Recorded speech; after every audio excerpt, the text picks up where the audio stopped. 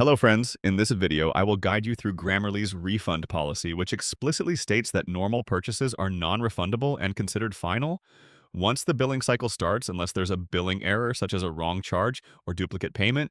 Then you can contact Grammarly support for a refund review. Individual cases are checked, and approval depends on the situation. Refunds may also be available if required by law, and users can cancel their subscription at any time to stop future charges. But cancellation doesn't guarantee a refund for the remaining time in your plan. If you purchased Grammarly through the Apple App Store or Google Play, then the refund process is handled by those platforms and you must request the refund directly from Apple or Google. So overall, Grammarly's refund policy is no guaranteed refunds for normal purchases, refunds only in special cases such as billing errors or legal requirements. App Store purchases handled by Apple Google.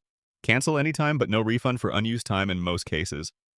Always double check before subscribing, especially for yearly plans, because refunds are not automatic and are usually limited. Thank you for watching Quick Tweak.